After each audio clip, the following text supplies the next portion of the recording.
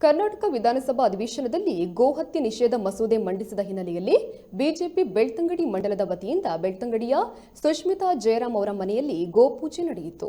ಈ ಸಂದರ್ಭದಲ್ಲಿ ಬಿಜೆಪಿ ಬೆಳ್ತಂಗಡಿ ಮಂಡಲ ಅಧ್ಯಕ್ಷ ಜಯಂತ್ ಕೋಟ್ಯಾನ್, ಪ್ರಧಾನ ಕಾರ್ಯದರ್ಶಿ ಶ್ರೀನಿವಾಸರಾವ್, ಕಾರ್ಯದರ್ಶಿ ಪ್ರಶಾಂತ್ ಪ್ರತಿಮಾ, ನಗರ ಪಂಚಾಯತ್ನ ಅಧ್ಯಕ್ಷೆ ರಜನಿ ಕುಡ್ವಾ, ಬಿಜೆಪಿ ಯುವ ಮೋರ್ಚಾ ಅಧ್ಯಕ್ಷ ಯಶವಂತ್ ಮತ್ತು ಪ್ರಧಾನ ಕಾರ್ಯದರ್ಶಿ ವಿನೀತ್ ಹಾಗೂ ಪಕ್ಷದ ಕಾರ್ಯಕರ್ತರು ಉಪಸ್ಥಿತರಿದ್ದರು.